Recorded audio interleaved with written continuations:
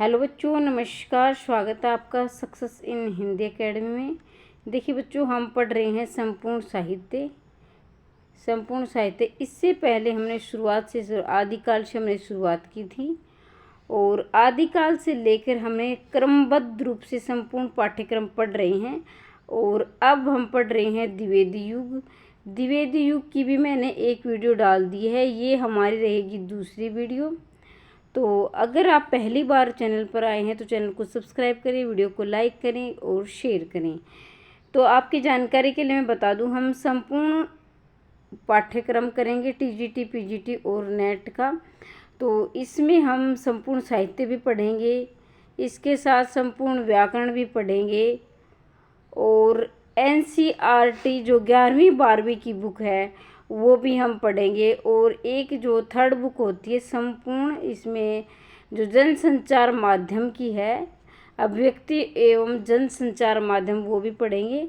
तो अगर आप निःशुल्क रूप से संपूर्ण पाठ्यक्रम तैयार करना चाहते हैं तो चैनल को सब्सक्राइब करें। इसके साथ ही टेलीग्राम ग्रुप से भी आप अवश्य जुड़ें। टेलीग्राम का लिंक भी बिल्कुल निःशुल्क रहेगा।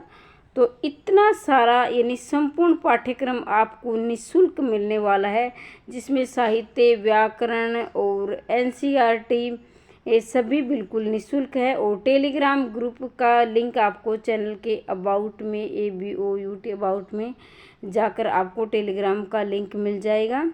और जो आपके जो डाउट आएंगे तो मैं कोशिश करूँगी सप्ताह में एक दिन आपके डाउट क्लास लाने की, उस दिन आपके डाउट लूँगी।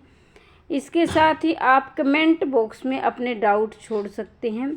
और अगर मुझे कमेंट बॉक्स में उचित लगे, यानी कि कुछ जवाब ऐसे होते हैं जो कमेंट बॉक्स में दिए जा सकते हैं और कुछ ऐसे जवाब होते हैं, ऐसे कमेंट आ जाते हैं जो कि हम कमेंट बॉक्स में जवाब नहीं दे सकते हैं। तो उन डाउटों की मैं एक स्पेशल वीडियो लेकर आऊँगी सप्ताह में एक दिन। तो अभी हम देखें, अब ये मत पूछना मैम ये सिलेबस या ये पाठ्यक्रम किस में आएगा। इसमें EMRS या आपके KVS है, NVS है या हरियाणा PGT TGT स्क्रीनिंग है। तो सभी देखो बच्चों, साहित्य होता है। आपने भी अब तक तैयारी की है तो देखना, आदिकाल, भक्तिकाल, रीतिकाल, आधुनिक काल। और आधुनिक काल के 5 भाग है, जिसमें भारतेंदु है, द्विवेदी है, छायावाद है, प्रकृतिवाद है, प्रयोगवाद, सभी वही वाद होते हैं, उनमें कोई अंतर नहीं होता है। तो ये मत पूछना, ये सभी चाहे स्टेट का एग्ज़ाम हो चाहे या सेंटर का एग्ज़ाम हो, सभी में ये पाठ्यक्रम महत्वपूर्ण रहने वाला है। तो ये आपके लिए बहुत फ़ायदा करेगा। और अगर क्रमबद्ध रूप से आप शुरू से लेकर अंत तक जुड़े रहे तो कोई भी आप एग्ज़ाम आसानी से निकाल सकते हैं। तो मैंने 90 तक क्वेश्चन करवा दिए थे। अगर किसी बच्चे ने वो वीडियो नहीं देखी है तो वो जाकर अवश्य देखें। अब हम 91वें क्वेश्चन से पढ़ेंगे। करुणा कादम्बरी के रचनाकार हैं। करुणा कादम्बरी के रचनाकार है, रचना का नाम है करुणा कादम्बरी। तो इनमें से आपको लेखक देखना है। तो गया प्रसाद शुक्ल स्नेही इसके रचनाकार रहेंगे। आगे बढ़ते हैं। राम नरेश त्रिपाठी की फुटकर कविताओं का संग्रह कौन सा है? इसमें पथिक है, मानसी है, मिलन है, शोपन है। तो इसका उत्तर आएगा फुटकर कविताओं का संग्रह मानसी में है। और ये पथिक है, मिलन है, शोपन है, ये क्या है? तीनों खंड काव्य है। क्या बच्चों? खंड काव्य है। बाकी मानसी है, ये फुटकर कविताओं का संग्रह है। प्रकाशन काल की दृष्टि से सही अनुक्रम देखो बच्चों, अब जो आपकी प्रतियोगिता है, जो परीक्षा है, काफ़ी टफ होने वाली है। क्योंकि देखो, मैं आपको डरा नहीं रही हूँ कि धीरे धीरे कंपटीशन का ज़माना है तो पेपर थोड़े से टफ होते जा रहे हैं। तो हमें तैयारी भी गहराई से ही करनी पड़ेगी। तो इसमें चारों ऑप्शन आपके सामने है। सही अनुक्रम यानी आपको सन के अनुसार क्रमबद्ध रूप से लगाने हैं, जिसमें मानसी, शोपन, मिलन, पथिक, मिलन, शोपन, मानसी, मिलन, पथिक, मानसी, शोपन। तो इसमें C ऑप्शन आपका सही रहेगा। अब मैं मिलन इनका समय बता देती हूँ। मिलन का समय रहेगा बच्चों 1917 और पथिक का शोपन रहेगा 1920 और इसमें आपका रहेगा मानसी का रहेगा समय 1927 और शवपन का रहेगा 1929। तो ये देखो पथिक 1917, माफ़ कीजिए मिलन 1917, मिलन 1917 रहेगा, पथिक 1920 रहेगा, मानसी 1927 रहेगा और शवपन 1929 रहेगा। अब देखो आप ऐसे भी याद कर सकते हो, जैसे मिलन है भाई, हमें मिलन 1917 पथिक, यानी पथिक हम किसी यानी युवा से या किसी इंसान से ले सकते हैं कि पथिक की उम्र कितनी 20 साल की हो गई। मानसी की उम्र कितनी हो गई है भाई, मानसी 27 साल की हो गई है। शवपन हम 29 साल की उम्र में शवपन लेना शुरू करते हैं अपनी गृहस्थी के, अपने कैरियर के। तो जो भी आप लॉजिक आपको उचित लगे वैसे याद कर सकते हैं। तो मिलन 1917, पथिक 20, मानसी 27, शवपन 29, ये याद हो गए जो आपको। राम नरेश त्रिपाठी कृत खंड काव्यों की संख्या कितनी है? तो अभी अभी हमने पढ़ा था, देखो मिलन, पथिक, मानसी, शवपन, तो उसी तरह से इसमें वही आएंगे। राम नरेश त्रिपाठी खंड काव्यों की संख्या कितनी है? 3 है। ये काफ़ी बार परीक्षा में पूछा गया है, बहुत महत्वपूर्ण प्रश्न है, इसे आप अवश्य याद करेंगे। रामचरित चिंतामणि किसकी रचना है? रामचरित चिंतामणि किसकी? नाथूराम शर्मा शंकर की है। देखो बच्चों, ये इनके वास्तविक नाम है और ये जो पीछे जो लगे हुए हैं ये इनके क्या है? उपनाम है। उपनाम की वीडियो भी मैंने बना रखी है, उपनाम आप अवश्य याद करेंगे क्योंकि उपनाम काफ़ी बार पूछे जाते हैं और एक प्रश्न बनता ही बनता है। तो उपनाम की वीडियो भी मैंने बना रखी है, वो आप सर्च करेंगे सक्सेस इन हिंदी एकेडमी उपनाम, तो वीडियो आ जाएगी, उससे भी आप तैयार कर सकते हैं। तो नाथूराम शर्मा शंकर, नाथूराम शर्मा तो रहेंगे इनका वास्तविक नाम, शंकर इनका रहेगा उपनाम, गया प्रसाद शुक्ल रहेगा इनका वास्तविक नाम और सनई रहेगा इनका उपनाम। इसी प्रकार अयोध्या सिंह उपाध्याय हरिओद, तो इनके जो लेखक करेंगे रामचरित उपाध्याय, रामचरित चिंतामणि, रामचरित उपाध्याय, रैसे रामचरित और ऐसे रामचरित उपाध्याय, ऐसे भी आप याद कर सकते हैं। देखो भाई, सभी के ट्रिक याद नहीं होती है, ट्रिक बनाई भी नहीं जाती है सबकी, लेकिन जहाँ जुड़ता है वहाँ आप जोड़ लीजिए क्योंकि प्रश्न बहुत सारे होते हैं, हमारे दिमाग से निकल जाते हैं। तो कहीं ना कहीं जहाँ ट्रिक से याद हुआ, ट्रिक लॉजिक्स लगा लिया करो या कुछ सेंस से भी याद किया करो। 96 से 107 प्रत्येक प्रश्न के लिए कथन दिया गया, उनके उत्तर के लिए 4 विकल्प हैं, इनमें कोई एक सही, आपको सही विकल्प चुनना है। तो देखिए, सरगो नरक ठिकाना नहीं, तो ये उक्तियाँ किसकी है? महावीर प्रसाद द्विवेदी की। तो महावीर प्रसाद द्विवेदी जिसके बारे में मैं थोड़ी सी चर्चा कर लेती हूँ। तो ये प्रश्न भी काफ़ी बार बनते। देखो बच्चों, जो मैं अलग प्रश्न बताती हूँ वो कहीं ना कहीं परीक्षा में बार बार पूछे गए हैं, इनसे भी ज़्यादा महत्वपूर्ण, तो उन्हें आप ध्यान से सुने, हो सके तो कॉपी पेन लेकर बैठा करो ताकि उनको नोट कर सके और उनका बार बार रिवीजन किया करो। बार बार उनका अभ्यास करोगे तो आपके जहन में अच्छी तरह से बैठ जाएंगे। तो महावीर प्रसाद द्विवेदी, जिसमें द्विवेदी युग का नामकरण इन्हीं के नाम पर पड़ा, और इनकी एक बहुत ही प्रसिद्ध पत्रिका है सरस्वती पत्रिका। सरस्वती, तो वैसे तो ये पत्रिका 1900 में छपी थी, शुरुआत हुई थी मतलब 1900 से, लेकिन ये संपादक बने थे 1903 से 1920 तक, तो ये भी आप याद रखेंगे। मानस भवन में आर्यजन जिनकी उतारे आरती, भगवान भारतवर्ष में गूंजे हमारी भारती, तो ये भारती से ये भारत भारती, इसके रचना, ये भारत भारती रचना है। और भारत भारती की रचनाकार कौन रहेंगे भाई? मैथिली शरण गुप्त है, तो मैथिली शरण गुप्त इसके रचनाकार करेंगे भारत भारती के। और बच्चों, ये समय, इसका समय भी बार बार आया है, याद रखेंगे 1912 इसका समय है। और इसी रचना पर मैथिली शरण गुप्त को राष्ट्र कवि की उपाधि मिली थी, राष्ट्र कवि की। और ये भी पूछा गया है कि राष्ट्र कवि की उपाधि इन्हें किसने दी थी, किस रचना पर मिली थी? तो ये तो आपको याद हो गया होगा, भारत भारती पर मिली थी। अब ये दी थी इन्होंने महात्मा गांधी जी ने दी थी। महात्मा गांधी ने क्यों दी थी भाई ये रचना, ऐसी क्या खास थी, इतनी बड़ी उपाधि मिली कि राष्ट्र कवि माने गए? तो ये इसलिए मिली थी क्योंकि इसमें हमारे भारत देश का गुणगान किया गया था। और इतना ही नहीं, इनमें अंग्रेज़ों को धुतकारा भी गया था, तो इन्हें काफ़ी इनमें प्रसिद्धि मिली थी। युग युग तक चलती रहे कठोर कहानी, रघुकुल में थी एक अभागिन रानी। तो रघुकुल इसमें अयोध्या के यहाँ का जिक्र है। तो ये रहेगी कैकेयी, जो राजा दशरथ की 3 रानियाँ थी, जिसमें से कैकेयी इनकी जो है काफ़ी प्रसिद्ध रानी रही है, पर जिसमें कौशल्या इसमें बड़ी थी, उर्मिला। और उर्मिला तो ये लक्ष्मण की रहेगी। और ये फिर कैकेयी इसलिए क्योंकि इन्होंने राम जी का वनवास मांगा था। तो ये इतना, ये कहानी आप सब जानते हैं, इसे बताने की इतनी आवश्यकता नहीं होगी। आगे बढ़ते हैं।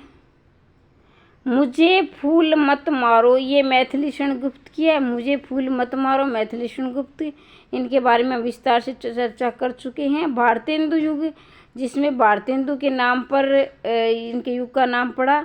और भारतेंदु जी काफ़ी प्रसिद्ध इसलिए रहे क्योंकि मात्र 35 साल जिए थे।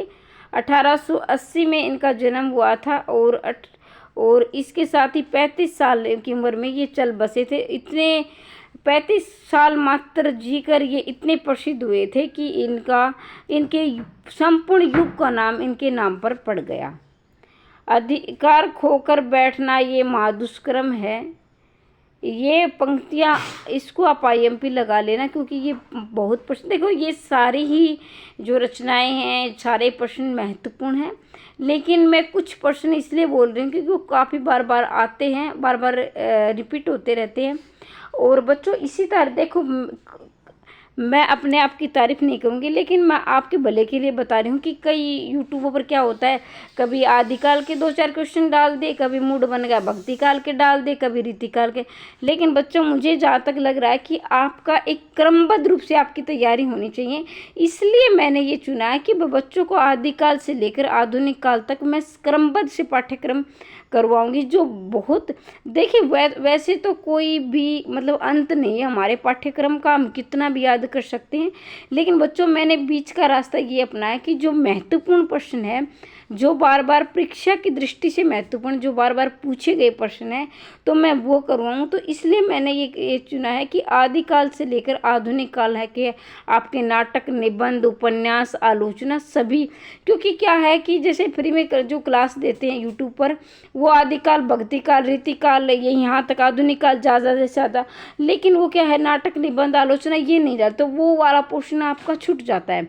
तो इसलिए मैंने चाहा कि मैं ऐसा पहली बार कर रही हूँ कि मैं क्रमबद्ध रूप से सभी बच्चों को आदिकाल से लेकर अंत तक क्लास दूंगी।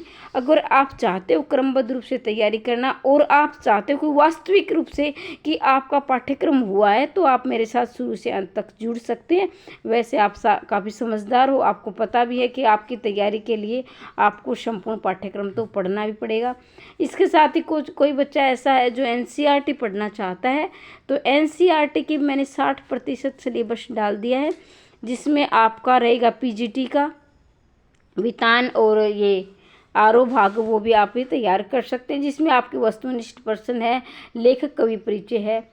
अधिकार खोकर बैठना ये महादुष्कर्म है, तो ये रहेंगे महादुष्कर्म मैथिली शरण गुप्त का है।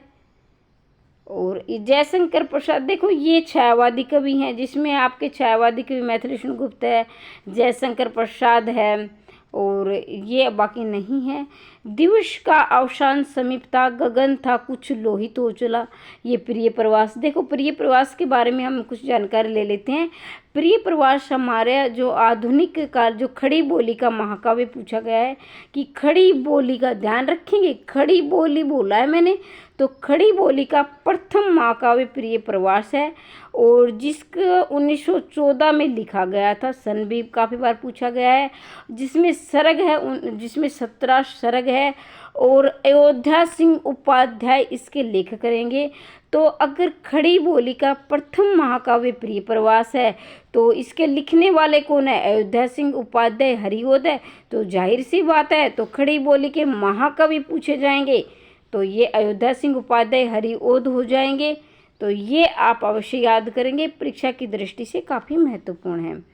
ज्ञान राशि के संचित कोश का नाम साहित्य है। तो बच्चों इसको तो वेरी वेरी आईएमपी यानी बहुत बहुत महत्वपूर्ण प्रश्न है, काफ़ी बार पूछा गया है। ये महावीर प्रसाद द्विवेदी का ज्ञान राशि के संचित कोश का नाम क्या है? साहित्य है। हजारी प्रसाद द्विवेदी तो इन्होंने भी काफ़ी निबंध नाटक ये लिखे हैं हजारी प्रसाद द्विवेदी के बारे में, जिसमें इसका रहेगा आदिकाल, जिसे हम आदिकाल बोलते हैं हिंदी साहित्य में। तो इनका आदिकाल नामकरण किसने दिया था? हजारी प्रसाद द्विवेदी ने दिया था। इसके साथ आदिकाल के नामकरण ने साहित्य भी लिखा था। इसके साथ हिंदी साहित्य की भूमिका भी इनका ही लिखा हुआ है। शीर्ष के फूल भी इन्होंने लिखा है। बड़ी धूम से टेसू आए, लड़के लाड़ी साथ लगाए, होगा दिल्ली में दरबार, सुनकर चौंक पड़ा संसार। ये बाल मुकुंद गुप्त की। सारे देवर से खींचकर देवराज के नैन हजार, कामदेव बड़े चाव से आकर बैठे एक ही बार। महावीर प्रसाद द्विवेदी। लिखो न करो लेखनी बंद, श्रीधर शम कवि शब्द। श्रीधर ये खड़ी बोली के कवि हैं। श्रीधर पाठक पहली बार इन्होंने खड़ी बोली का प्रयोग किया था। मेरे चपल यौवन बाल, अचल चल में पड़ा मचकल मत साल। तो साकेत के बारे में, जिसमें उर्मिला और लक्ष्मण के विरह का वर्णन है। देखो भाई, हमने सीता का मतलब किसी नारी की पवित्रता पर, उसकी पतिव्रता पर, अगर पतिव्रता के बाद तो सीता का हम सबसे पहले उदाहरण देते हैं। मैं भी मानती हूँ कि सीता माता जी बड़ी ही उच्च विचारों की नारी रही, एक तरह से देवी के रूप में थी। लेकिन हम कहीं ना कहीं अगर ध्यान दें और वास्तविकता से देखा जाए तो उर्मिला का त्याग सीता से कहीं ज़्यादा था, क्योंकि सीता जी ने अपने जितना भी 14 वर्ष का वनवास या 1 साल का अज्ञातवास, कितना भी कह लीजिए आप, तो ये सारा समय सीता जी ने अपने पति राम के साथ बिताया था, उनके दुख सुख में साथ रही थी। लेकिन उर्मिला को हम इग्नोर कर देते हैं, कहीं ना कहीं नज़रअंदाज कर देते हैं। लेकिन उर्मिला ने अपने पति पूरी ज़िंदगी, मतलब आधी से ज़्यादा ज़िंदगी इतने साल अपने पति के बिना बताए। उस समय फ़ोन वगैरह भी नहीं होते थे, चिट्ठी पत्री भी बहुत, तो मतलब कि वनवास में तो पता नहीं चलते रहते हैं, कभी कहाँ कभी कहाँ। तो यही मैथिलीशरण गुप्त ने इन्हें कहा कि आप उर्मिला को क्यों नज़रअंदाज कर रहे हो। तो एक फ़ोटो में दिखा गया है जिसमें लक्ष्मण जी फ़ोटो दिखा रहे हैं, तो उसमें ऐसे अंगूठा लगा दिया जाता है, जिसमें उसने उर्मिला के फ़ोटो पर ऐसे अंगूठा लगा, बाकी सारे परिवार की फ़ोटो दिख रही है लेकिन उर्मिला की फ़ोटो। तो एक साहित्यकार रहे, उन्होंने कहा कि जैसे उर्मिला पूरी ज़िंदगी ऐसे ही नज़रअंदाज कर दिया गया, जिसमें रविंद्रनाथ टैगोर और मैथिलीशरण गुप्त ऐसे जो लेखक रहे हैं, जो हिंदी में जिन्होंने उर्मिला की जो त्याग पर कुछ प्रकाश डाला है। लेकिन कहीं ना बहुत पीछे छूट जाती है उर्मिला, जो हमारी माता जी है। सीता से भी उनका आगे त्याग था, लेकिन उर्मिला को कोई इतना याद नहीं करता है। तो ये छोटी सी कहानी थी, आपको याद करने में थोड़ी सी आसानी हो जाएगी। जगत सच्चा तनिक ने कच्चा, समझो बच्चा इसका भेद। जगत सच्चा तनिक ने कच्चा, समझो बच्चा इसका भेद। माखनलाल चतुर्वेदी हैं, श्रीधर पाठक है, श्याम नारायण पांडे है, रामनरेश त्रिपाठी। तो रामनरेश त्रिपाठी के बारे में हमने पढ़ा, इनके 3 खंड काव्य, मिलन पथिक, सोपन, मानसी। कविता कलाप किसकी रचना है? तो कविता कलाप रहेगी बच्चों महावीर प्रसाद द्विवेदी की रचना रहेगी। क्या है? कविता कलाप। इसके साथ कविता कौमुदी का काव्य संग्रह किसका है? कविता कौमुदी रामनरेश त्रिपाठी का है, कविता कौमुदी काव्य संग्रह। इसके साथ प्रकाशन काल की दृष्टि से सही अनुक्रम क्या है? तो इसका रहेगा ऑप्शन हिमकृतनी, हिमतरणी, माता युगचरण। तो ध्यान दीजिए बच्चों, कुछ बच्चे ऐसे हैं जो पहली बार तैयारी कर रहे हैं, वो हिमकृतनी और हिमतरणी को एक ही रचना मान लेते हैं। तो आज के बाद आप ध्यान रखेंगे, हिमकृतनी और हिमतरणी दोनों अलग अलग रचनाएं हैं। हिमकृतनी का जो समय रहेगा 1943 रहेगा, और हिमतरणी का जो समय रहेगा 1949 रहेगा। ये भी याद रखना है, क्योंकि देखो पीजीटी में तो पूछी जाती हैं रचना ये सन, और टीजीटी में भी, और नेट में तो असिस्टेंट प्रोफेसर में तो आते ही आते हैं। माता का 1951 रहेगा, और युग चरण का 1956 रहेगा। तो याद रखेंगे, हिमकृतनी का 1943 है, हिमत्रिंगणी का 1949 है, माता का 1951 है और युग चरण का रहेगा 1956। ये छक्का है, छठा मतलब हिम याद हो गया होगा, एक बार फिर से रिवीजन करवा देती हूँ। हिमकृतनी 1943, ठीक है, हिमत्रिंगणी 1949, माता 1951 और युग चरण 1956। तो ये ऑप्शन सी इसका उत्तर हो जाएगा। प्रकाशन काल की दृष्टि से सही अनुक्रम है, फिर ये देखना है, इसका ऑप्शन नंबर डी इसका उत्तर रहेगा। अब ये भी मैंने थोड़ी देर पहले आपको बताया था कि प्रिय प्रवास का समय है 1914, मिलन का भी मैं बता चुकी थी, मिलन का है 1917 और उद्धव शतक का रहेगा 1929, ठीक है, जिसमें मैंने आपको शौपन का बताया था। तो शौपन का समय भी 1929 है, उद्धव शतक का भी 1929 है और साकेत का समय है 1931। साकेत का समय है, ये साकेत का काफ़ी बार पूछा गया है, ये तो आप अवश्य याद रखेंगे। प्रिय प्रवास का भी पूछा गया क्योंकि प्रिय प्रवास हिंदी का प्रथम खंड काव्य है, नहीं महाकाव्य, माफ़ कीजिए महाकाव्य, इसलिए इसका समय बार बार आता है। तो अब ये आपका फेवरेट, मेरा तो फेवरेट प्रश्न है, वे मिलान वाले प्रश्न होते हैं। तो ये कुछ को दिख रहा होगा तो आपको लग रहा हो कि मैम की तैयारी नहीं है, शायद मेरे, इसलिए नहीं, क्योंकि भाई मैं जब तैयारी करती थी तो मैंने ये उस समय लगाए थे। तो अब मैं आपको इनके आपकी तैयारी के लिए इनको साफ करके लेकर आई हूँ। तो भारत गीत इसमें श्रीधर पाठक है, भारत गीत श्रीधर पाठक। पारिजात रहेंगे हरिओद। पंचवटी का रहेगा आपका मैथिली शरण गुप्त और मानसी रहेंगे इसमें मानसी रामनरेश त्रिपाठी, ठीक है। तो इस प्रकार से आप इसको मिलान करेंगे, भारत गीत श्रीधर पाठक, पारिजात हरिहोद, पंचवटी मैथिली शरण गुप्त, मानसी रामनरेश त्रिपाठी। देखो यहाँ भारत गीत है श्रीधर पाठक का और भारत भारती किसकी थी, मैथिली शरण गुप्त की। तो ये आप याद रखेंगे, इसका रहेगा ए, आप मिलान करके देख लेना। अब हम कितने 113 प्रश्न की तरफ बढ़ रहे हैं। गंगा अवतरण रहेंगे आपके, ये रत्नाकर दिया गया है, इनका उपनाम है रत्नाकर, इनका वास्तविक नाम है जगन्नाथ, इनका वास्तविक नाम है जगन्नाथ और रत्नाकर क्या है बच्चों, इनका उपनाम है। इसके साथ ही युगचरण है माखनलाल चतुर्वेदी, पाठ्य रहेंगे सियाराम शरण गुप्त, उर्मिला बालकृष्ण शर्मा नवीन। तो बालकृष्ण इनका वास्तविक नाम है, नवीन इनका उपनाम है। उर्मिला बालकृष्ण शर्मा नवीन, पाठ्य सियाराम शरण गुप्त, युगचरण माखनलाल चतुर्वेदी, गंगावतरण जगन्नाथ दास रत्नाकर। तो इसका भी इसका उत्तर सही रहेगा।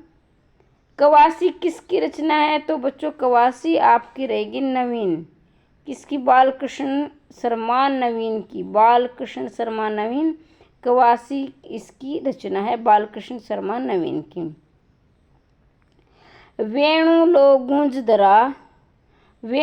गूंज दरा की रचनाकार कौन है, माखनलाल चतुर्वेदी, ये माखनलाल चतुर्वेदी हैं, जिसको क्या बोला जाता है, माखनलाल चतुर्वेदी का अभी मैं नहीं बताऊंगी, आप कमेंट बॉक्स में इसका उत्तर लिखेंगे कि माखनलाल चतुर्वेदी का उपनाम क्या है, इनका दूसरा नाम क्या है, ये किस नाम से प्रसिद्ध हुए थे। वेणी लघुजदरा के रचनाकार माखनलाल चतुर्वेदी हैं। हल्दी घाटी के सुम्मिलित करना है, मतलब नहीं देखना है। हल्दी घाटी किसकी है भाई, श्याम नारायण पांडे, हल्दी घाटी रहेगी श्याम नारायण पांडे की, श्याम नारायण पांडे हल्दी घाटी इनकी रचना है। तो सुभद्रा कुमारी चौहान नहीं आएगा इसका, हल्दी घाटी आएगा श्याम नारायण पांडे। हम सिपाही जन्म के बालकृष्ण शर्मा नवीन, ठीक है। सोपन रामनरेश त्रिपाठी, ये भी ठीक है। चोखे चौबदे आपके हरिओद है, ये सही रहेगा आपका। तो बच्चों आज के लिए इतना ही।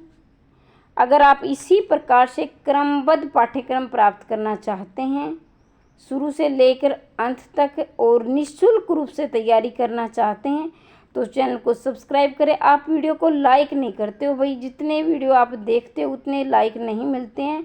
अगर आप, मैं निस्वार्थ भाव से, यानी कि कोई आपसे कोई फीस वगैरह कुछ नहीं है, निःशुल्क रूप से तैयारी करवा रही हूँ, तो आपका भी फ़र्ज़ बनता है कि आप वीडियो को लाइक कर दिया करो।